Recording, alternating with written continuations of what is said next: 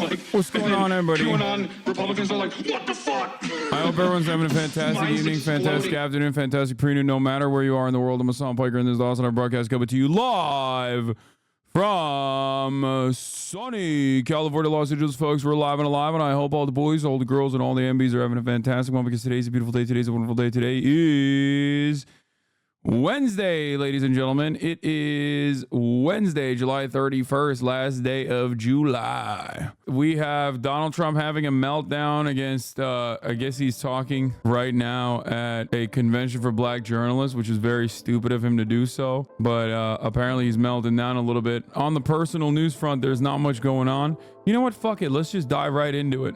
His goal here is literally to captivate or to capture any kind of blackmail voters that he can potentially go after, but it's a fucking dud anyway. That, I think, was the old method against Joe Biden. That's not going to work against Kamala Harris, especially when the entire Republican Party is just running the DEI narrative, which is something that every black person, every brown person, every person that's not white has heard a million times over in their lives. So it's just an immediate reminder of what that is. It's like affirmative action, CRT, DEI, woke. These are all substitutes for basically saying you don't deserve your position because a white person deserves your position. You actually were only appointed to your position due to your skin color. It's just a reminder of that white supremacist narrative. And if he doesn't try to address that in a better way, he's going to negatively polarize people against him, people that he's trying to actually win over to his side. You have pushed false claims about some of your rivals, from Nikki Haley to former President Barack Obama, saying that they were not born in the United States, which is not true. You have told 4 congresswomen of color who were American citizens to go back to where they came from. You have used words like animal and rabid to describe black district attorneys. You've attacked black journalists, calling them... By the way, every single thing that she's saying is true. You might be like, oh, well, she obviously has an agenda, but it's like, but it's true.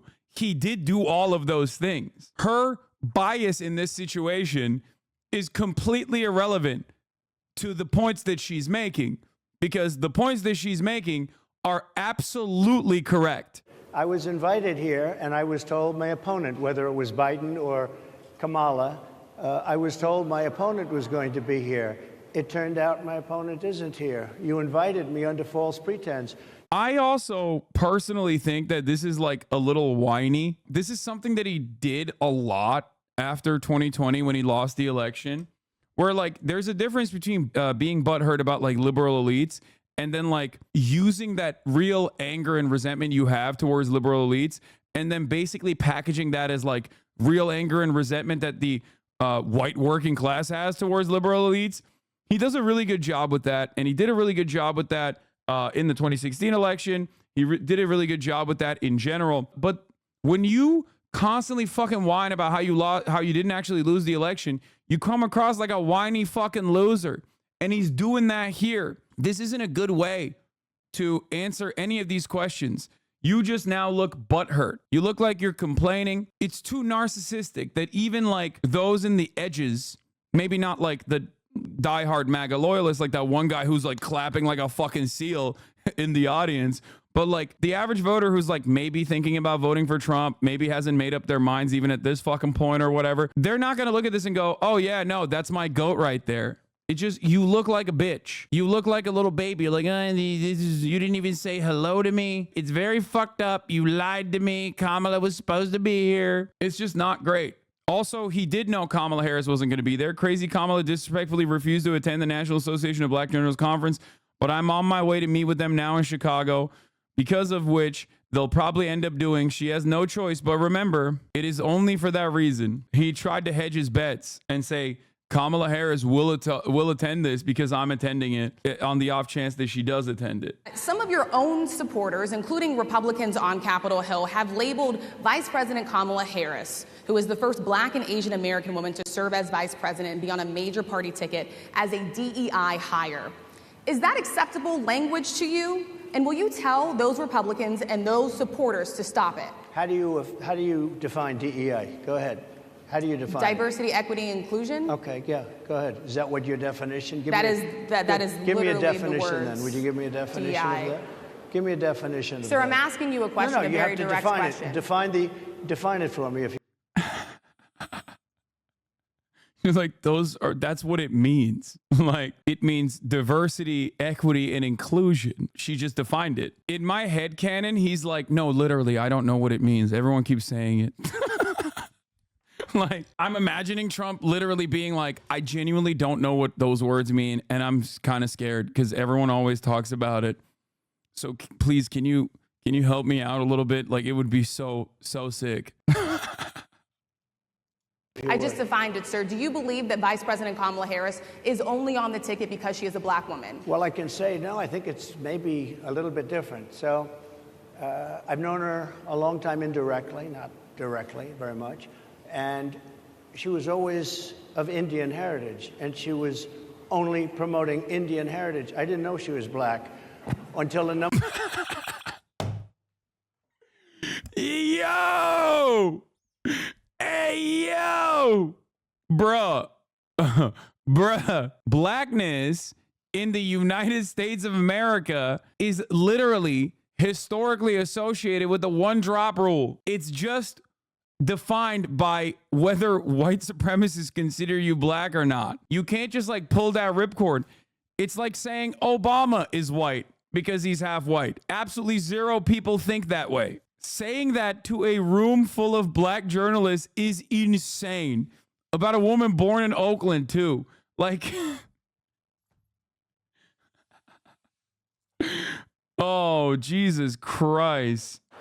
Do you think the Republican Party is getting a little bit too judgy about people's lives when you think about abortion or when you think about what J.D. Vance is saying? I don't think, look, I think that the Democrat Party is really the one that has the problem. I think they're radical on abortion because they're allowing abortion in the 9th month.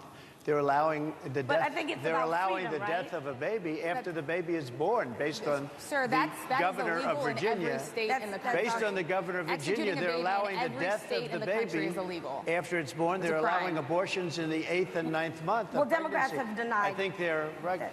Everybody wanted abortion brought back. They didn't want Roe v. Wade in the federal government. They wanted it. Everybody But the wanted majority it of back. Americans oppose Excuse Roe me. v. Wade being They overturned. They Multiple don't know polls have about showed that, this. sir. Right now, they're voting. It brought it What? back to the states. Now, I happen to believe in the 3 exceptions. Ronald Reagan Most believed Americans don't with know about rape. it. But the people are now voting. And it's taking this issue that's been going on for 52 years and has torn our Bro, our it was country literally apart, it was and it's literally giving it to set. the It was people not to torn vote apart. on. This And is they're just voting. an abject And lie. Many Again, states have already voted. 75% of the country consistently polled on this issue it's said bringing Roe it v. back Wade to is the people good. and a vote It of the was people. considered to be And it's not at all radical. a And super again, precedent. you have to follow your Okay? heart. I happen to believe in the 3 exceptions. The Most people fucking believe in the 3 Supreme Court exceptions. Most justices he Republicans put on there believe in the lied exceptions. But they don't to want to get the see an job. abortion in the 9th month or the 8th month. Almost everybody agrees to that. And they certainly don't want to see, in the Dude, case every of the part governor of of the Trump rhetoric is just built on lies. It makes me so fucking mad when I listen to him over an extended period of time. I forgot how much he fucking pissed me off. Like, immigrants are rapists, drug dealers, whatever. Lie, okay? The exact opposite is the truth. 90+% of drugs being shipped over the fucking border are apprehended at regular points of entry by American citizens. American citizens are the ones who are trafficking the drugs into the country. Undocumented migrants are responsible for less crime than documented U.S. citizens, okay? Natural-born U.S. citizens. So that's another lie. The notion that, like, Americans were actually upset about Roe v. Wade, also a lie. You've called yourself the candidate of law and order. Yeah. When Time Magazine asked you if you would consider pardoning all the rioters, you said, yes, absolutely. Sure. You called them patriots. 140 police officers were assaulted that day. Their injuries included broken bones, at least one officer lost an eye, one had 2 cracked ribs, 2 smashed spinal discs, another had a stroke. Were the people who assaulted those 140 officers, including those I just mentioned, patriots who deserve pardons? Well, let me bring it back to modern day. Like about 5 days ago, we had an attack on the Capitol. horrible attack on the Capitol. What? You saw the people that were protesting and What? spraying these incredible monuments, bells, lions, all these magnificent limestone. He's saying that the Benjamin Netanyahu protests are worse than spray January paint 6th. That will never actually come off, especially in the limestone. It will never. I'm a builder. I know about This is why stuff. Democrats are It'll so never- you'll see stupid it on in the 100 Israel years issue, from now. okay? They viciously attacked our government. They fought with police. They fought with them much more openly than I saw on January 6th. What's going to happen to those people? What's going to happen to the people in Portland that destroyed But sir, my that question city? is on those. What's going to happen to the people that tried to burn rioters down- who assaulted Excuse me. officers. You have to Would answer. you pardon What's those going to people? happen? Oh, absolutely, I would. You If would they're pardon innocent, those- If they're innocent, I would pardon them. They've been convicted. And by the way, the Supreme Court just under. Well, they were convicted by a very tough system. They were. How come the people that tried to burn down Minneapolis? How come the people that took over? There were tens of thousands of arrests and convictions in the BLM protests. You have people from Minneapolis. You have people just from 5 days ago in Washington, D.C. They were having fistfights and fighting with the police. I love They Donald were Trump's spraying and idea destroying- they that were like anyone who desecrating opposes me our needs the most monuments in violent Washington, apprehension D.C. from the law. 5 days ago. I'm law and nothing order for happened like to black them. people, brown And you people, can't have two Palestinians, systems of and I justice. only That's want why they leniency went for after my me as a fans. political opponent, Like he because they very felt they openly couldn't is win like, without doing that. it's a brutal And we're system, gonna win our very cases, and brutal we're gonna be towards my vindicated, but I have to fans, spend a but lot of also time on we that have to and money. kill That's what these they want. fucking After the pro-Palestinian election, they won't- protesters. although in It my is case, I so think they probably will, because the flagrant. hatred It's is so pretty deep. obvious But what I'll he's tell you, saying. It's they just went like, after me as a yeah, political dog, opponent. if you're like a That's right-wing never happened Republican in and a our white country guy, before, and it you sets a shouldn't go to terrible, jail. terrible precedent. Okay? If you're do you do on protesting day police one if brutality, you- if you're what's your protesting first like time? Israel's What do I genocide, do? you should be I killed. close the border because right now people can't buy food. Your grocery bills are up 40, 50, 60%, right? She's agreeing to me. Oh, she's agreeing. Thank Oh. you very much. Mr. President, I think we are. But it's true. Your grocery bills are up, and then they're mandating that you buy an all-electric car. Dude, he You know, is so Elon bad Musk endorsed me at and he's this. a He is friend of not mine. good He's at a this. Good guy. He's a smart guy. But I'm against everybody having an electric car. Okay, I'm very much against that. You have to be able to, if you want a hybrid or if you want a gasoline-propelled car. But you know, we have more liquid gold, gasoline. I mean, oil he's very under our entertaining, feet though. than any other country, more than Saudi Arabia, more than Russia, more than any other country. So here's one thing that I have to stress here. Donald Trump went to this specifically because the Republican Party currently thinks that there's an avenue for them to pick some black male votes from the Democratic ticket. This was a calculation that they were relying on to a certain degree when they were matched up against Joseph Robinette Biden. I mean, it's like significantly less percentages, significantly smaller numbers than like the non-college educated white vote, but it's from the main constituency of the Democratic Party that reliably votes Democrat historically. It obviously has a larger impact. So that's his goal here.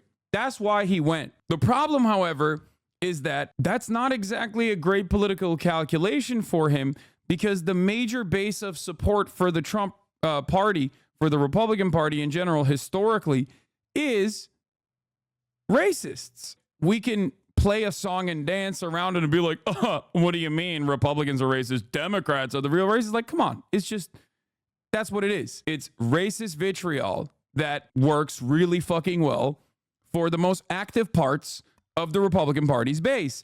That's why they cynically will defend Confederate soldiers and Confederate generals and all this shit, right? The issue here is that, like, he can't appear too fucking woke. Like, most race people still vote for him. And this looks good for racist people because he's, like, cooking and being really disrespectful and rude to black women. Now, I'm not saying that this is a successful strategy. I'm not even saying, like, I'm not one of those people that's claiming, like, oh, black men are voting in droves for the Republican Party. No, it's just the same exact shit that has been happening with men in general. Like, there is a massive gender gap between the Democratic Party and the Republican Party in terms of male voters. But the Republicans don't understand that if you fucking hit it too hard and in a weird way, in a gross way, in the same way that JD Vance has been, then you're actually going to come across like somewhat toxic. Trump does a much better job at playing this tightrope than JD Vance does, than, you know, Tim Pool does, than all the Republican commentators do in general. But what he did today, I think,